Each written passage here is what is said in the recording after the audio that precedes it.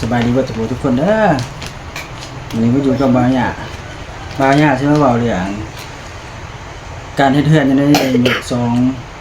2026ในส่วนเขาอยากมาแพร่ในส่วนระดับนี้แหละที่บ่าวหญ้าสิเฮ็ดเฮือนบ่าวหญ้าซื้อของมาแหละเดี๋ยวสิมาอัปเดตให้เบิ่งว่าสิเบิดหลายปานใดขนาดบ่ทันได้ฮอดตั้งเสาไว้พุ่นเลยแดกๆนี่ไปซื้อเสาก่อนนี่เสาแล้วเสียเสาขึ้นเดี๋ยวเสียขึ้นในเบิ่งแล้วก็ราคาขึ้นไว้นำเสา15ต้น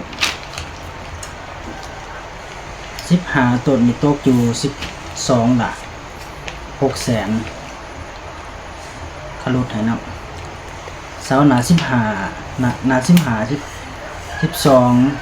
เมตรละ2แสนในขนาด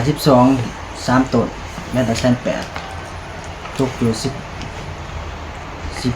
ล้าน6แสนต่อมาก็ซื้อไม้แปะไม้กบฟ้าเพราะว่าเฮาสิมาตีทอกเทคานสาวก็20แผ่นก็2ล้าน6ก็เอานำ2ล้าน5อะไรเป็นคิวก็เบิดสนัดได้พุ่นต่อมาก็เป็นคาซางตั้งแต่ปักพังจนหอดกอฟ้าสาวนี่เขาเอานำต้นละ15ต้นก็15ล้านแต่เขาลดให้2ล้านก็เหลืออยู่13ล้านทุกคนซื้อไม้ไผ่15ลำยังก็เป็นเงินเบิดทุกอย่าง15ลำ100,000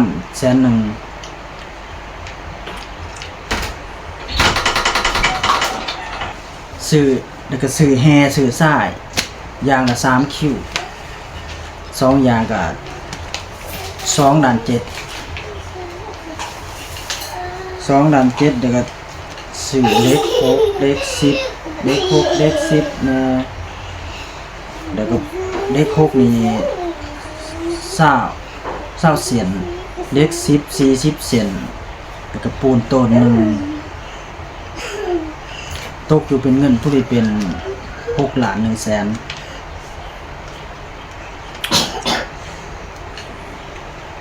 แล้วก็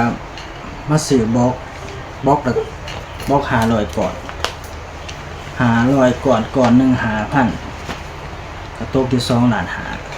5ขนาดยังบ่ทันได้ตั้งเสาใช่มั้ยทุกคนเบิดเกือบจะเพราะว่าเกือบละ40กว่าล้านนะมั้งบ่ทันได้ไล่เบิ่งไผที่ว่ากำลังสิเฮ็ดเฮือนเฮ็ดซ่านในยุค2026นี่ทำใจไว้ก่อนนะพุ่นแล้วก็สายไฟเพราะว่าสิซื้อสายไฟมาเพราะว่าดินถ้าบ่ทันเอาไฟลงแล้วก็บ่ทันมีน้ำก็ไปซื้อสายไฟอีกไกลประมาณ20ปลายเมตร30นี่แหละสายไฟก็30เมตรกับเมตรนึง15,000ก็4,500,000ล่ะทุกคนโอ้ตัวนักใครที่ว่ากำลังสิเฮ็ดเฮือนในยุค2026นี่ทำใจไว้ก่อนเขาอยากมากแพงโอ้กลัวสิหาเงินเก็บหลายแต่ละบาทแต่ละหมื่นหรือว่าแต่ละแสนเงินเป็นก่อนโอ้บ่ว่าหยังสู้ชนอีดีจังได๋โอเคทุกคนเดี๋ยวสิอัปเดตลงอีกเทื่อนึง